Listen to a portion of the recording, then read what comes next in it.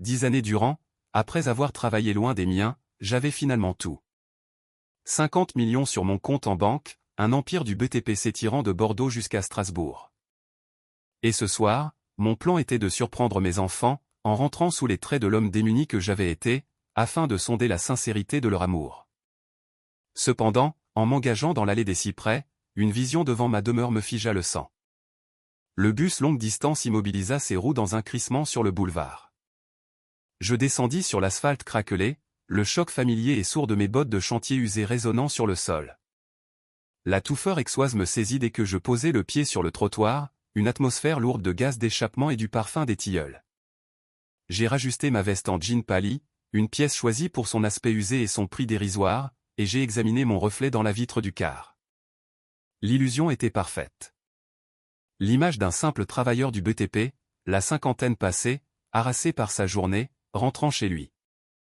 Un visage marqué par les éléments, des mains couvertes de callosité, les ongles noircis de terre. Les seuls éléments discordants étaient le téléphone satellitaire dissimulé dans ma botte droite et la carte bancaire premium cousue à l'intérieur de la doublure de ma veste. Une décennie. Voilà combien de temps j'avais été parti. J'avais quitté les lieux en 2015, 3 mois après le décès de mon épouse. Le cancer l'avait ravagé en 6 mois d'une brutalité inouïe, nous laissant endettés jusqu'au cou et le cœur en miettes. Je me revis, debout dans notre petit appartement modeste, face aux visages effondrés de mes enfants, leur faisant une promesse solennelle. Je pars pour Bordeaux, leur avais-je déclaré. Je vais travailler, et je vais bâtir pour nous la vie que votre mère imaginait. Cette promesse, je l'ai honorée. Parti de rien, j'ai érigé Mercier BTP en un véritable empire. Pourtant, je n'étais jamais revenu. Pas une seule fois. Je voulais créer la surprise, passer le seuil de cette porte en tant que l'ouvrier modeste que j'avais été, et découvrir s'il pouvait encore m'aimer, ignorant la fortune que j'avais accumulée. Chaque mois, pendant 10 ans, j'avais envoyé de l'argent. 5 000 € pour les soins de ma mère, et des bonus pour les occasions spéciales. Mais récemment, une impression étrange s'était installée. Les conversations téléphoniques s'étaient raréfiées. Les appels vidéo étaient systématiquement déclinés sous des prétextes fuyants. Le voisinage s'était métamorphosé. Des Porsche et des Audi rutilantes se garaient dans les allées. Derrière les hauts portails en fer forgé, des piscines à débordement miroitaient sous le soleil de fin de journée. Je m'engageai dans l'allée des cyprès, et les battements de mon cœur s'accélérèrent furieusement. Numéro 350. C'était bien là. La grande maison de campagne était splendide. Sa peinture d'un blanc éclatant scintillait sous la lumière dorée. Le portail en fer forgé, que j'avais personnellement dessiné, se dressait, majestueux et intimidant. Mais ce qui me pétrifia ne fut pas sa splendeur. Ce fut la banderole. Une banderole funèbre, d'un noir d'encre, barrait l'entrée principale, bien visible depuis la route. Des lettres dorées, hautes d'1 mètre, annonçaient « En mémoire de Stéphane Mercier. 1970 à 2020. » Disparu il y a 5 ans, mais à jamais dans nos pensées. En dessous, ma propre photo. Plus jeune, le sourire aux lèvres, plein de vie, encadré de lys et de colombes virtuelles. Ma main se crispa sur ma poitrine. Je sentais mon pouls, rapide mais ferme. Bien réel. Je portais la main à mon visage. Ma peau était chaude. Ma barbe naissante piquait. La cicatrice au-dessus de mon sourcil, souvenir d'un accident de chantier 3 ans plus tôt. J'étais en vie. Alors, pourquoi étais-je mort? Des voitures haut de gamme étaient garées le long de la rue. Par les fenêtres, j'apercevais des silhouettes vêtues de noir, élégantes, des flûtes de champagne à la main. La mélodie d'un violon s'échappait par-dessus le mur. Des éclats de rire, le tintement cristallin des verres. Ils célébraient ma mort. Mon cerveau tournait à plein régime. J'avais envoyé un SMS à Léo la semaine passée. Sa réponse, un simple emoji pouce en l'air. J'avais fait un virement 3 jours auparavant. La transaction avait été validée. Sauf s'il m'avait menti depuis le début. Sauf si chaque SMS, chaque appel écourté, chaque excuse n'était qu'une pièce d'une machination plus vaste. Ma mère. Cette pensée me frappa avec la violence d'une douche froide. 5 000 € mensuels pour ses soins. Elle se porte à merveille, papa, m'avait assuré Léo le mois dernier. La résidence est formidable. Quelle résidence? Que se passait-il réellement derrière ce portail? Mes mains se mirent à trembler. Je pris une longue inspiration et m'avançai vers le portail. Quelle que soit la situation à l'intérieur, quelle que soit l'abomination commise par mes enfants, j'étais sur le point de la découvrir. Et puisse le ciel leur pardonner s'ils avaient fait du mal à ma mère. Une poigne de fer me projeta en arrière avant même que j'atteigne le portail. Et là, l'ancêtre, on se calme. Le vigile était un colosse. Près de 2 mètres, 115 kilos de muscles à l'étroit dans un costume noir de piètre qualité. Son badge indiquait « Sécurité Pro ». Son regard était glacial, me jaugeant comme une bête indésirable. Propriété privée, service funèbre, accès sur invitation.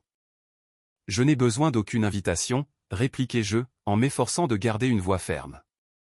Mon nom est Stéphane Mercier. C'est ma demeure. Il esquissa un rictus méprisant et échangea un regard avec son acolyte, une autre tour de muscles au crâne rasé. Leur rire éclata, bruyant, cruel, calculé pour humilier. C'est ça, et moi je suis le pape, lança le chauve en faisant un pas vers moi. Tu vois la banderole? Stéphane Mercier est cané. T'es juste un pauvre type qui vient gratter un truc. C'est la vérité, insistai-je en sortant mon portefeuille. Mes mains tremblaient, non de peur, mais d'un sentiment d'irréalité. J'ai mes papiers. Je peux le prouver. Patrick, qu'est-ce qui se passe? Ce timbre de voix me glaça le sang. Je le connaissais. Je l'entendais depuis 10 ans, mais jamais avec une telle froideur. Je me retournai. Léo était là, sous le halo lumineux de la maison de campagne, impeccable dans un smoking de grand couturier, une coupe de champagne à la main. Il paraissait sophistiqué, opulent, inaccessible. Nos regards se sont croisés un bref instant. J'espérais un signe de reconnaissance. Je n'ai perçu que de l'agacement. Léo, dis-je, mon fils, c'est moi. Sa mâchoire se contracta. Il posa son verre, franchit le portail, m'agrippant le bras et m'écartant brutalement. Mais qu'est-ce que tu fabriques ici? Siffla-t-il entre ses dents. Je t'avais bien dit de ne pas bouger de Bordeaux. Tu m'avais dit. Chuchotai-je. Pourquoi cette banderole annonce-t-elle ma mort? Je t'ai viré de l'argent il y a 3 jours. Parle moins fort. Il se pencha vers moi. Pour tout le monde ici présent, tu es décédé il y a 5 ans. On a fait les démarches. On a touché l'assurance vie. L'affaire est classée. Ma tête me tournait. Vous m'avez fait passer pour mort. Si tu balances tout, coupa-t-il sèchement, on perd absolument tout. Poursuite pour escroquerie. La prison. C'est ce que tu veux? Je veux savoir, dis-je. Où est ma mère? Elle va bien, lança-t-il trop vite. Dans une résidence. Je veux la voir. C'est hors de question. J'ai tendu la main vers lui, un geste instinctif. Il l'a balayé d'un revers violent. Le claquement a résonné. Ne me touche pas, hurla-t-il. Sécurité. Je suis ton père. Certainement pas, lança-t-il d'une voix forte. Mon père était un homme exceptionnel qui est mort en bâtissant des empires. Ceci est un marginal déséquilibré. Débarrassez-moi de lui. Employez la force. Ils n'ont pas perdu une seconde. Un coup de poing m'a foudroyé les côtes, vidant mes poumons de leur air. Un coup de pied a fait céder ma jambe. Je me suis écroulé alors que la pluie commençait à tomber. La boue m'a empli la bouche. Chaque souffle était une brûlure. Les invités chuchotaient non loin. Le pauvre Léo. Il faudrait appeler la gendarmerie. Laissons la sécurité gérer ça. J'étais étendu là, ensanglanté, sous le regard de Léo, bras croisés, yeux impassibles. Puis il m'a tourné le dos. Le portail a claqué lourdement. Seul sous la pluie, anéanti et abandonné, j'ai compris la terrible vérité. Mon fils n'était pas seulement cruel. C'était un monstre. Et peu importait la nature de la prison où ma mère était enfermée, j'allais la démolir. Je suis resté allongé dans la fange un moment, une douleur fulgurante dans mes côtes à chaque inspiration. Les rires provenant de la maison de campagne étaient stridents, désinvoltes, et me blessaient plus que les coups reçus. Mais la souffrance physique n'était rien en comparaison de l'effroi qui me serrait le cœur.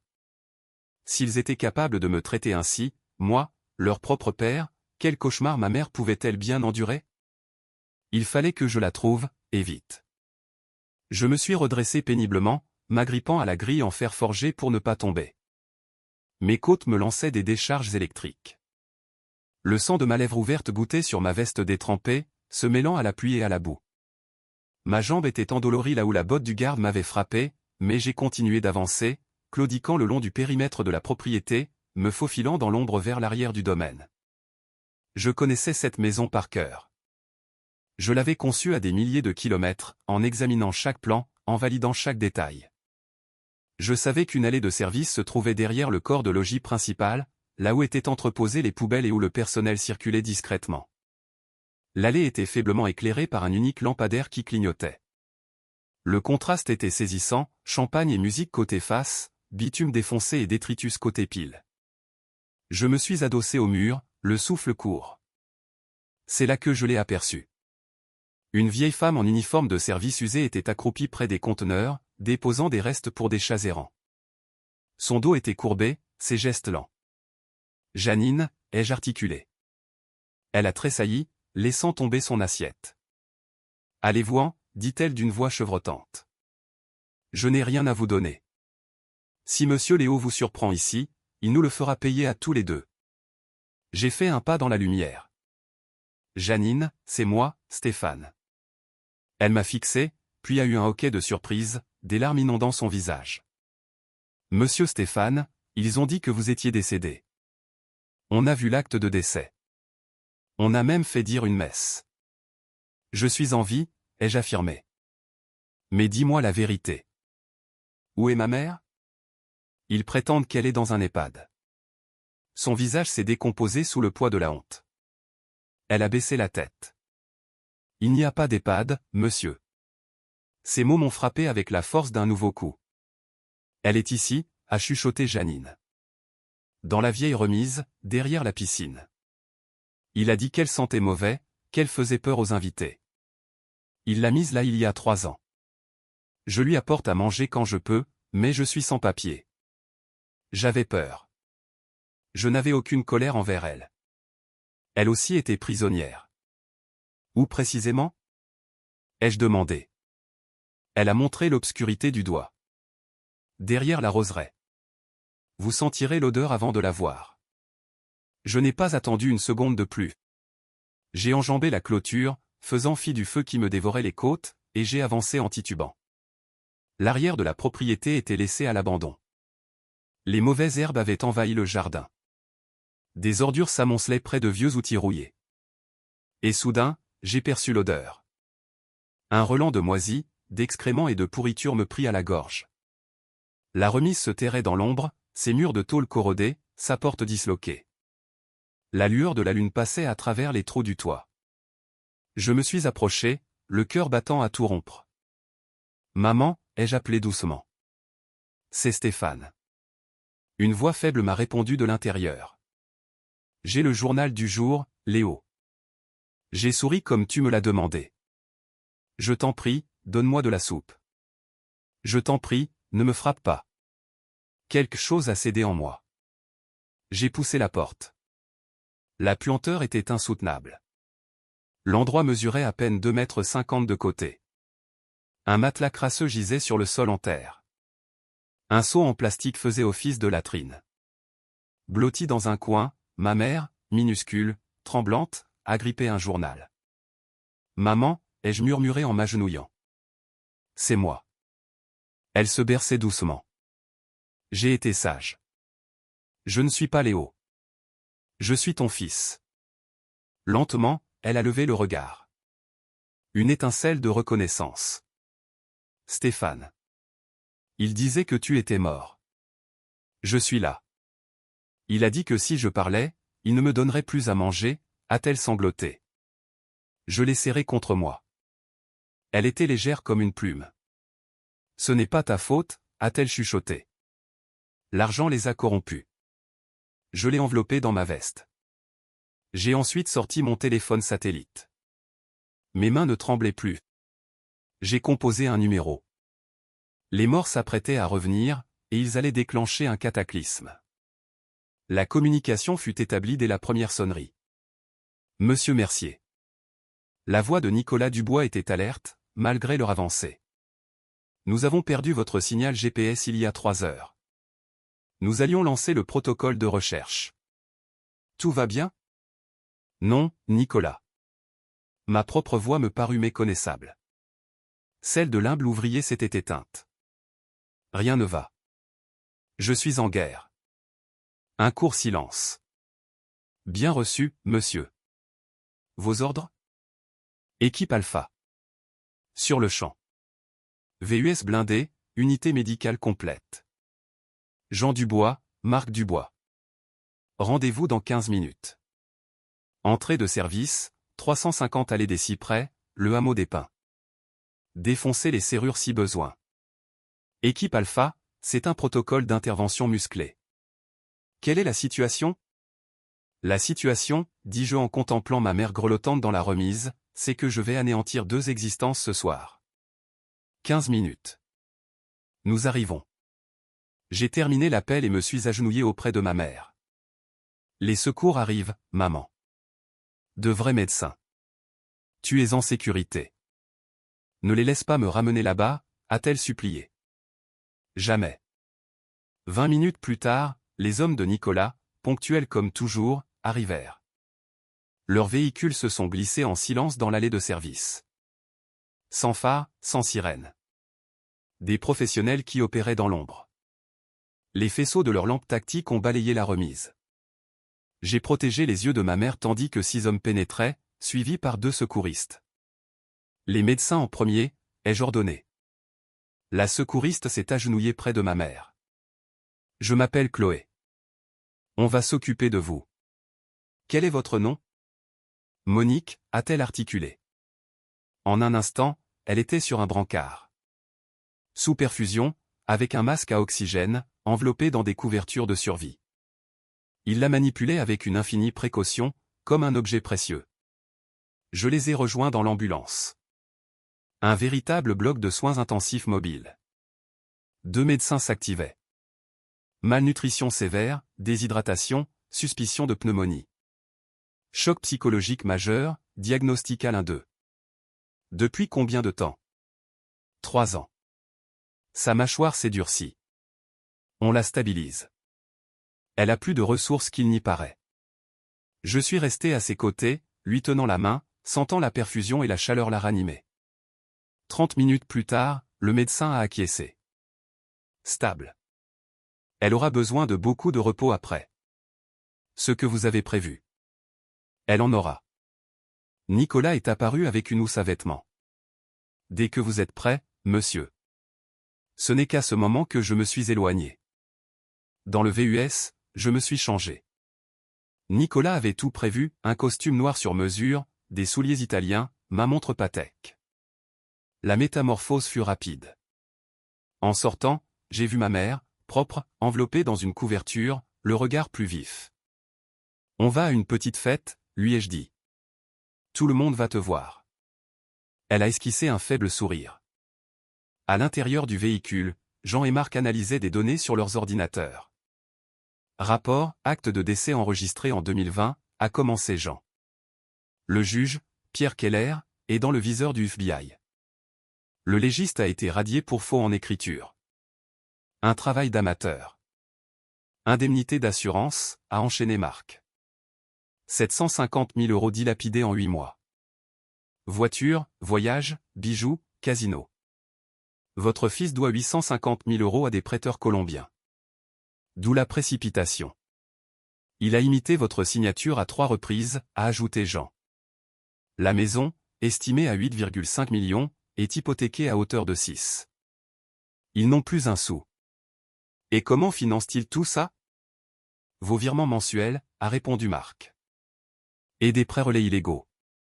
Le gala de ce soir n'est qu'une façade pour une escroquerie. Mon fils n'était pas seulement cruel. Il était aux abois, et donc dangereux. On a de quoi les faire tomber, a dit Jean. Escroquerie, faux et usage de faux, maltraitance sur ascendant. Non, ai-je dit d'une voix calme. Pas tout de suite. Ils m'ont fixé, interloqué. Je veux un public, ai-je expliqué. Amis, donateurs, associés. Je veux que tout le monde voie leur vrai visage. Une mise à mort en société, a commenté Jean. La déchéance sociale, ai-je corrigé. J'ai ajusté ma cravate. L'homme brisé qui était arrivé avait laissé place à un autre. Nicolas, ai-je dit dans la radio, préparez l'équipe. Entrée principale. Projetez les images de la remise. À mon signal. J'ai posé ma main sur l'épaule de ma mère. C'est l'heure, ai-je dit, pour les morts de prendre la parole. À 22h pile, la voix de Nicolas a grésillé dans la radio. Action. Toutes les lumières de la maison de campagne se sont éteintes. La salle de bal a été plongée dans le noir. Des verres ont volé en éclats. Une femme a hurlé. Des hommes ont pesté. 200 invités ont titubé dans leurs souliers de luxe, cherchant un appui. Mais qu'est-ce qui se passe? A hurlé Léo. Les générateurs. C'est une catastrophe. Puis un silence de plomb s'est abattu, un silence oppressant qui rendait les battements de cœur assourdissants. Un unique projecteur a fendu les ténèbres. Il a éclairé les grandes portes doubles au nord de la salle. Et là, dans ce cercle de lumière, telle une incarnation de la justice, se tenait un homme en costume noir, chemise blanche, et chaussures lustrées. Il poussait un fauteuil roulant. Stéphane Mercier s'est avancé. Le bruit de ses pas sur le marbre claquait comme un coup de marteau. Clac. Un autre pas. Clac. La foule s'est instinctivement écartée. Derrière lui, 6 silhouettes en tenue tactique noire se sont déployées, leurs armes dissimulées mais superflues. Léo a plissé les yeux, ébloui. Qui est là? Stéphane a atteint le centre de la salle, sous le grand lustre. Le projecteur l'a suivi. Les visages se sont pétrifiés. La coupe de champagne de Léo lui a échappé des mains, se brisant sur le sol dans l'indifférence générale. Papa. Le mot est sorti comme un râle. Son visage est devenu livide. C'est impossible. La femme à ses côtés, blonde et couverte de bijoux, s'est accrochée à son bras. Manon, ma belle-fille. Oh mon Dieu, a-t-elle soufflé. Bonsoir, ai-je dit posément. Veuillez excuser mon retard à mes propres obsèques. La circulation depuis l'au-delà était congestionnée. Une onde de rire gêné s'est aussitôt éteinte. Léo a vite repris ses esprits. Il a saisi un micro. Mesdames et messieurs, ne paniquez pas. C'est le marginal de tout à l'heure. Il est atteint de troubles mentaux, il porte un déguisement. Un déguisement? Ai-je interrompu avec douceur. C'est le nouveau nom pour un costume Tom Ford? J'ai désigné la banderole au-dessus du bar. Mon propre visage souriant me fixait. Stéphane Mercier, 1970 à 2020. C'est bien moi, ai-je précisé. Pour dissiper toute confusion. Les téléphones portables sont apparus, les murmures ont enflé. Mon nom est Stéphane Mercier. Il y a 10 ans, j'ai quitté cette ville avec 300 € et un cœur en deuil. Mon épouse venait de décéder. J'ai promis à mes enfants de leur bâtir une vie meilleure. J'ai marqué une pause. J'ai travaillé à Bordeaux. Dans la construction, la promotion immobilière. J'ai fondé Mercier BTP. Nous avons rénové les sièges sociaux des plus grandes entreprises technologiques françaises. J'ai balayé l'assemblée du regard. Ma fortune est estimée à environ 50 millions d'euros. Des exclamations de stupeur ont parcouru la salle. Les jambes de Manon ont flanché. Pendant 10 ans, j'ai viré 5 000 € chaque mois pour prendre soin de ma mère. Je me suis tourné vers Léo. Il m'a affirmé qu'elle résidait dans une luxueuse clinique en Suisse. J'ai fait pivoter le fauteuil roulant. Monique Mercier était là, enveloppée de couvertures blanches, frêle, le regard vide, une perfusion fixée à sa peau diaphane.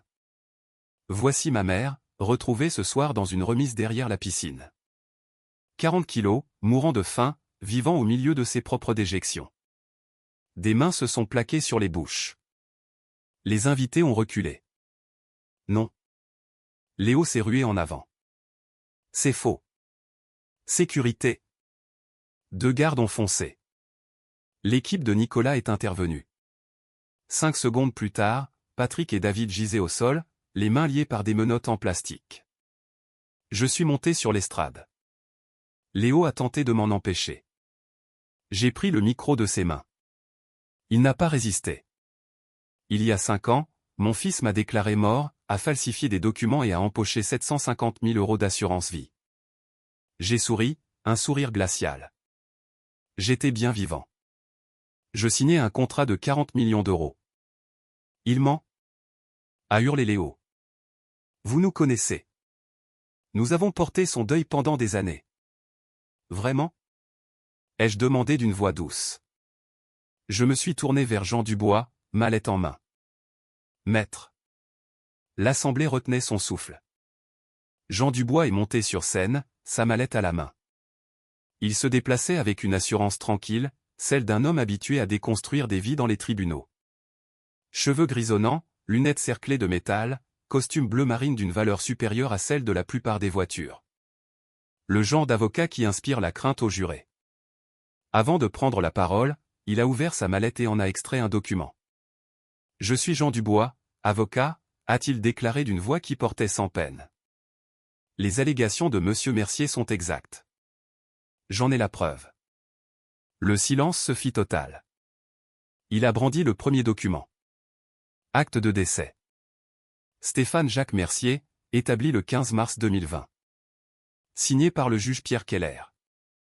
Un écran géant est descendu du plafond. Le document y est apparu. Le juge Keller est actuellement visé par une enquête du FBI pour corruption, a poursuivi Jean. Cet acte a été établi alors que M. Mercier était en vie et travaillait à Bordeaux. Il s'agit d'un faux en écriture publique. Des murmures ont parcouru la salle. Deuxième document. Police d'assurance vie. 750 000 €. Versé intégralement à Léo et Manon Mercier en avril 2020. Les invités se sont penchés, captivés.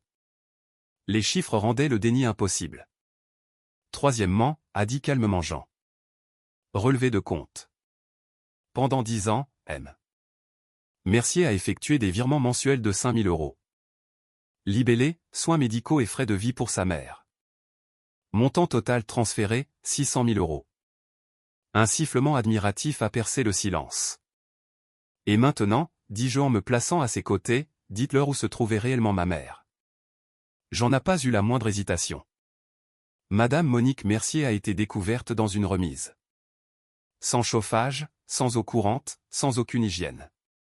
Elle pesait 40 kilos lorsqu'elle a été secourue il y a 2 heures. Un hoquet de stupeur a secoué l'assistance. J'ai avancé le fauteuil roulant de Monique sous le projecteur. Elle était là, enveloppée dans des couvertures blanches, propres désormais, mais d'une maigreur squelettique, la poche de perfusion brillant à ses côtés. Voici ma mère, ai-je dit, la voix étranglée par l'émotion. Votre grand-mère adorée, soi-disant pensionnaire d'une clinique de luxe en Suisse. Madame Marie Dubois a porté la main à sa bouche, ses joues inondées de larmes. Bernard Chevalier a fusillé Léo du regard, son dégoût palpable. C'est monstrueux, a-t-il chuchoté. Tout le monde a entendu. Les mots ne suffisent pas, ai-je dit. Montrez-leur. L'écran s'est allumé. Des images en vision nocturne sont apparues. L'intérieur de la remise. Mur noirci par la moisissure. Crotte de rat. Un seau immonde dans un coin. La caméra a filmé une silhouette frêle, recroquevillée sur un matelas en décomposition. Un bruit de haut-le-cœur a parcouru la foule. Gros plan. Des mains décharnées agrippant un journal, secouées de tremblements. L'audio a grésillé. J'ai souri, Léo. La voix suppliante de ma mère. J'ai tenu le journal comme tu as dit. S'il te plaît, est-ce que je peux avoir de la soupe maintenant? Une femme a vomi près du bar. Son mari l'a soutenue, le visage blême. La séquence a changé. Autre extrait. La porte de la remise s'ouvre. Manon entre, resplendissante de santé, désinvolte. Elle jette des restes sur le sol. Mange vite. Tu empestes. La porte claque. Monique sursaute dans son fauteuil. La foule a explosé. Monstre! Appelez les gendarmes. Des bêtes? Léo s'est précipité vers la régie. Arrêtez ça. C'est illégal. Nicolas s'est placé devant lui. Silencieux. Inébranlable. Léo s'est immobilisé. Manon s'est effondrée près du quatuor à cordes, en sanglots. Je suis désolé. Faites que ça s'arrête, je vous en supplie. La vidéo a repris. Nouveau gros plan. Le journal. La date est lisible, 3 mars 2024. Les photos que j'exigeais avant chaque virement, ai-je dit à voix basse. C'était une séance de torture. Le silence est retombé. Il la forçait à sourire pour prouver qu'elle était en vie, ai-je continué. Et ensuite, il la nourrissait, peut-être, si le cœur le en disait. L'écran est devenu noir. La foule a reculé, comme par réflexe, créant un cercle de plus en plus large autour de Léo et Manon. Leurs amis s'éloignaient, le visage empreint de dégoût. Madame Dubois a reculé, en larmes. Bernard Chevalier leur a ostensiblement tourné le dos. Vous n'existez plus pour moi, a lancé quelqu'un. Ils étaient seuls, parias. Je les ai regardés. Mais ce n'est pas tout. J'ai laissé le silence peser, s'installer. 300 perdus allaient de l'écran, à Léo et Manon, puis à moi. Certains pleuraient, d'autres semblaient au bord du malaise. La mise à mort sociale était accomplie, mais je n'en avais pas terminé. Vous avez assisté au crime, ai-je dit calmement. Assistez maintenant à la sentence. Personne n'a bougé. Le cercle vide autour de mes enfants persistait, 2 mètres d'espace qui semblait un abîme. Manon est tombée à genoux et a rampé vers moi. Oui, rampé. Le mascara coulait sur son visage, ses mains tremblaient en s'agrippant à mon pantalon. Papa, pitié, a-t-elle sangloté. C'est l'idée de Léo. Il m'a obligé. Il a imité ta signature. Je lui avais dit de ne pas le faire. Léo s'est retourné vers elle, furieux. Menteuse. Le mot a claqué. La moitié de l'argent, tu l'as claqué en virée shopping à Paris. Manon a hurlé en retour. C'est toi qui disais que grand-mère puait. C'est toi qui m'as dit de l'enfermer dans cette remise. Manon lui a sauté dessus. Leur lutte les fit rouler sur le sol de marbre, 2 bêtes sauvages. Cheveux tirés, griffures, hurlements. La robe de soirée de Manon s'est déchirée. L'épaule du smoking de Léo a cédé. Ils se sont battus au sol, grognant, dépouillés de tout vernis social. Les invités assistaient, horrifiés, à ce spectacle. Séparez-les, ai-je ordonné d'un ton neutre. Il m'inspirait un profond dégoût. Les hommes de Nicolas sont intervenus, les maîtrisant sans le moindre effort. Léo et Manon se sont relevés, haletants, leurs vêtements en lambeaux, leurs visages éraflés et ensanglantés. J'ai pris 2 chemises cartonnées de la mallette de Jean et les ai jetées à leurs pieds. 2 options. Choisissez. Maintenant. Léo a levé des yeux hagards. Option 1, ai-je dit en désignant la gauche. La police, ce soir. Poursuite pour escroquerie à l'assurance, faux et usage de faux, maltraitance. 15 à 20 ans de prison. Et croyez-moi, ceux qui s'en prennent à leurs parents ne font pas de vieux os derrière les barreaux. Manon a pleurniché. Option 2, ai-je désigné la droite. Signez ces documents. Vous renoncez à la maison, aux voitures, aux comptes en banque. Vous renoncez à tout héritage. Vous partez d'ici, vivant, libre et sans un sou, exactement comme moi à une époque. Léo a dégluti difficilement. Et la dette? Les 850 000 € aux Colombiens? Mon sourire était glacial. Je l'ai racheté. C'est à moi que vous devez de l'argent. Vous rembourserez en travaillant. Du vrai travail. J'ai consulté ma montre. 30 secondes. Silence. Tic. Tac. Les épaules de Léo se sont affaissées. Donnez-moi ce stylo. À genoux. Il s'est raidi. Pas devant moi, ai-je dit en montrant le fauteuil de Monique. Devant elle. Ils ont rampé sur le marbre, traversant l'espace vide laissé par leurs anciens amis, jusqu'à leur grand-mère. Monique ne faisait pas attention à eux. Une infirmière lui avait donné un morceau de baguette. Elle le mangeait lentement, avec application, comme si elle craignait qu'il ne disparaisse. Léo et Manon se sont agenouillés et ont signé les documents à même le sol. La signature de Léo était un gribouillis tremblant. Les larmes de Manon ont fait baver l'encre. Jean a ramassé les papiers. C'est irrévocable. Ils sont légalement indigents. J'ai fait un signe de tête à Nicolas. Leur indemnité. Un sac en plastique a été jeté à leurs pieds. Il contenait 2 combinaisons de travail orange, tachées, des bottes usées, et un unique billet de 50 €. C'est quoi, ça? A murmuré Manon. Vos nouveaux vêtements de travail, ai-je répondu. Tout le reste est la propriété de la succession de Stéphane Mercier. Ici? A supplié Léo. Devant tout le monde? Avez-vous préservé la dignité de votre grand-mère? Un paravent a été dressé. On a entendu des froissements de tissus, des cliquetis de bijoux. Quand ils sont réapparus, ils étaient méconnaissables. Combinaisons informes, bottes trop grandes, visages zébrés de sang et de larmes. Ils avaient l'air de prisonniers, et c'est ce qu'ils étaient devenus. J'ai lancé le billet de 50 €. Il est tombé dans une flaque de champagne. Pour le bus, ai-je dit. Ne venez pas dire que je ne vous ai rien laissé. Je me suis tourné vers Nicolas. Emmenez-les. Les hommes de Nicolas ont saisi les bras de Léo et Manon. Sans brutalité, sans ménagement, avec l'efficacité de déménageurs se débarrassant d'objets encombrants. Ils les ont escortés vers la sortie. Les invités se sont écartés sur leur passage comme s'ils étaient pestiférés. Personne n'a dit un mot. Personne n'a offert son aide. En passant devant M. Bernard Chevalier, Manon s'est débattue. Monsieur Chevalier, a-t-elle imploré. Vous êtes un ami de mon père. Dites-lui qu'il a perdu la raison. Le vieil homme de 75 ans, aux cheveux d'argent, impeccable dans son costume 3 pièces, l'a observé attentivement, son expression impénétrable. Votre père, a-t-il dit d'une voix posée, est l'homme le plus lucide que je connaisse. À sa place, vous seriez déjà derrière les barreaux.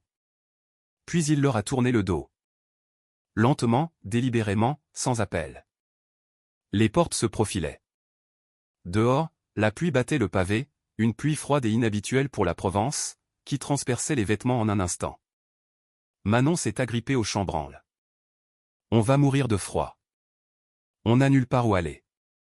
Je me suis approché, poussant le fauteuil roulant de Monique. Froid, ai-je répété, en m'arrêtant à quelques centimètres de son visage. Tu veux que je te parle du froid? J'ai désigné le jardin, la remise tapis dans l'obscurité. Ta grand-mère a passé 3 hivers là-dedans. Sans chauffage, sans couverture, pendant que tu dormais dans des draps de soie avec le chauffage à 22 degrés. Je me suis penché, ma voix à peine un murmure. J'espère que le froid t'inculquera ce que l'amour n'a pas réussi à t'apprendre. La gratitude.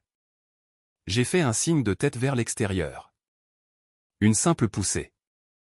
Ils ont basculé en avant, leurs bottes s'en mêlant. Ils ont perdu l'équilibre. Léo a trébuché sur la première marche. Manon s'est raccrochée à lui. Ils ont dévalé les escaliers de marbre, un amas de tissu orange et de membres désarticulés. Ils ont atterri lourdement sur le trottoir, dans la boue et la pluie, à l'endroit même où j'avais été battu quelques heures plus tôt. La pluie a instantanément détrempé leurs combinaisons, collant leurs cheveux à leur peau. Ils se sont relevés et ont frappé à la porte. Pitié! A hurlé Léo. Papa, pardonne-nous. On va changer. Fermez.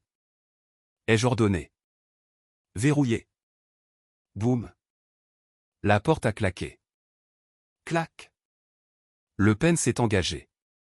Leurs cris se sont assourdis, se sont estompés, puis ont cessé. À l'intérieur, le silence s'est réinstallé. Les invités sont partis en moins de 20 minutes. En silence, tête basse, évitant tout contact visuel. Personne ne tenait à être associé à ce scandale. J'ai renvoyé l'équipe de Nicolas après leur avoir versé le triple de leur salaire. Ils sont partis sans poser de questions. La maison était vide, hormis Monique et moi. Je l'ai trouvée sous le lustre, le regard levé, comme si elle découvrait pour la première fois la beauté de la lumière. Viens, Maman, lui ai-je dit en la guidant vers la cuisine. Il faut que tu manges quelque chose.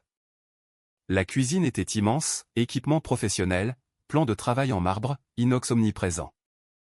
Monique a observé les lieux. C'est ma maison? C'était, ai-je corrigé, mais ce n'est plus le cas. J'ai réchauffé une soupe de poulet au vermicelle, que j'ai servie dans un bol ordinaire. Nous nous sommes installés dans un petit coin repas près de la fenêtre, loin de la grande table de réception. Je l'ai nourri moi-même, soufflant sur chaque cuillère, car ses mains tremblaient encore trop. Après la 3e cuillerée, elle a fermé les yeux. C'est la meilleure soupe de toute ma vie. C'est alors que j'ai pleuré, silencieusement, en essuyant mes larmes du revers de la main. C'est moi qui ai bâti cette prison, ai-je dit. C'est moi qui ai envoyé l'argent. J'ai financé les murs qui t'ont tenue captive. Elle a levé la main pour me caresser la joue. Ce n'est pas toi qui les as bâtis, a-t-elle dit avec douceur. C'est l'argent. C'est la distance. Mais tu es revenu. Tu m'as sauvé. J'ai contemplé la perfection glaciale de la cuisine. Cette maison a transformé de bons enfants en monstres. Alors, partons, a-t-elle dit. Trouve-nous un endroit lumineux, avec de grandes fenêtres, et pas de recoins sombres. Une semaine plus tard. Jour 2, une pancarte, à vendre, est apparue. 8,5 millions d'euros. Propriété d'exception au hameau des Pins. Jour 4, les déménageurs sont venus. Je n'ai emporté que de vieilles photos de famille, datant d'avant le décès de ma femme. Jour 7, notre nouvel appartement de luxe au centre de Lyon. 40e étage. Bail vitré. Baigné de soleil. Monique a choisi un lit médicalisé dans le salon. 3 infirmières se relayaient à son chevet. Elle a repris 2 kilos. Son teint s'est éclairci. Elle riait en regardant des jeux télévisés. Un matin, je prenais mon café sur le balcon quand mon téléphone a sonné. Jean, ai-je dit. Des nouvelles des sujets, a-t-il répondu. Léo décharge des camions de légumes à 4 heures du matin. Manon fait la plonge dans un bistrot de nuit. Il loue une chambre de bonne dans une zone industrielle à Marseille. J'ai fermé les yeux. Mangent-ils à leur faim? Difficilement, mais oui. J'ai regardé Monique, qui dormait paisiblement au soleil. Maintenez la surveillance, ai-je ordonné, mais n'intervenez pas. Faut-il leur envoyer quelque chose? J'ai pensé à mes 10 années de labeur, de privation, de travail honnête. Non, ai-je répondu. Ils sont en train d'apprendre la seule leçon qui vaille. Ce n'est pas le labeur qui détruit. C'est la trahison. Après mon appel, Monique s'est réveillée. C'étaient les enfants. Oui. Est-ce qu'ils souffrent? Oui. Elle a marqué une pause, puis a dit d'un ton serein, c'est bien. Peut-être que la souffrance les ramènera à leur humanité. J'ai serré sa main. Alors que les lumières de la ville s'allumaient en bas, je savais que l'histoire n'était pas finie. Il restait une dernière épreuve. Savoir si j'étais encore un père, ou seulement un bourreau. Un mois plus tard, la pluie s'est de nouveau abattue sur Lyon. Une pluie rare et violente. Elle tombait à verse cet après-midi-là, transformant les rues en miroirs où dansaient les néons. J'étais à l'arrière de la Maybach, au retour d'un rendez-vous médical pour Monique. Elle dormait à mes côtés, emmitouflée dans une couverture, sa respiration calme et régulière. Le médecin avait confirmé qu'elle avait encore pris 1,5 kg. Ses constantes étaient bonnes. La circulation était au ralenti dans la zone industrielle de Marseille où nous passions par hasard. Monsieur, a dit mon chauffeur avec précaution, il y a une dispute droit devant. Sous l'auvent d'un caviste, 2 personnes se battaient pour une bouteille. En approchant, je les ai reconnus. Léo, le visage émacié, les pommettes saillantes, une barbe négligée, vêtue d'une chemise grise et crasseuse. Manon, les cheveux en une queue de cheval terne, un tablier graisseux noué à la taille, les mains abîmées. Ils se disputaient un verre de vin bon marché. C'est à moi. Hurlait Léo. C'est mes pourboires qui l'ont payé. Juste un verre. A rétorqué Manon en le bousculant. J'ai les pieds en feu. Il a levé la main pour la frapper. Elle l'a giflé la première. Ils se sont rués l'un sur l'autre, avec une violence désespérée. Léo a glissé et est tombé dans une flaque d'eau. Son dos a été trempé d'eau sale. Manon, debout au-dessus de lui, haletante, a bu une longue gorgée. Les passants ne leur jetaient pas un regard. 2 ivrognes de plus, invisibles. Exactement ce qu'ils avaient voulu faire de moi. Les mains de mon chauffeur se sont crispées sur le volant. « Monsieur, je m'arrête ?» Je les observais à travers la vitre teintée. Mon premier réflexe était de sortir. De les relever. De les nettoyer. De les ramener. Puis, le souvenir de la remise m'est revenu. Les mains décharnées de ma mère agrippant un journal. Son murmure. J'ai souri, « Léo. Je t'en prie, je peux avoir de la soupe ?» La voix de Léo dans l'allée. Mon père est mort. Dehors. J'ai regardé Monique, qui dormait paisiblement, encore fragile, mais reprenant des forces de jour en jour. Puis j'ai regardé de nouveau Léo, dans la flaque, et Manon, s'accrochant à sa bouteille comme à une bouée de sauvetage. « Monsieur ?» a insisté le chauffeur. La pluie martelait le toit. « Ne vous arrêtez pas, poursuivez votre route, ai-je dit à voix basse. Il a hésité. « Vous voulez leur dire quelque chose? Les aider ?» J'ai appuyé sur un bouton. La vitre de séparation s'est levée. Au moment où la voiture redémarrait, Léo a levé la tête. Un bref instant, nos regards se sont croisés à travers la vitre. Il ne pouvait pas me voir. Il ne voyait que son propre reflet, trempé, anéanti. Moi, je le voyais parfaitement. La voiture a continué son chemin. Je n'ai pas regardé en arrière. J'ai touché la main de Monique. Elle a bougé. « On est rentré, mon fils ?» a-t-elle murmuré. « Presque, maman. » Elle s'est rendormie. La ville défilait, une aquarelle floue de pluie et de lumière. On me demande si j'ai des regrets. Oui. Celui de ne pas être rentré plus tôt. D'avoir été un pourvoyeur, et non un père présent. Mais ce que j'ai fait cette nuit-là, je ne le regrette pas. Parfois, aimer, c'est savoir renoncer. Parfois, la justice, c'est de laisser les gens chuter pour qu'ils apprennent à se relever. J'ai bâti un empire de mes propres mains, mais j'ai perdu mes enfants. Ce n'est pas l'argent qui les a corrompus. C'est mon absence. Le vide que j'ai laissé a été comblé par l'arrogance et la cruauté. Quand est venu le moment de choisir entre l'humanité et la monstruosité, ils ont fait leur choix. Aujourd'hui, ils vivent avec ce choix, comme je vis avec le mien. À la différence que moi, la nuit, je dors. J'ai sauvé ma mère. J'ai rendu la justice. Et j'ai appris la plus dure des leçons pour un père, on ne peut pas sauver ses enfants d'eux-mêmes. La Maybach s'est engagée sur l'autoroute. Les lumières de la ville brillaient dans la pluie, loin en dessous de notre appartement. La main de Monique était chaude dans la mienne. J'avais perdu 2 enfants, mais j'avais sauvé une mère. Et finalement, la balance était équilibrée.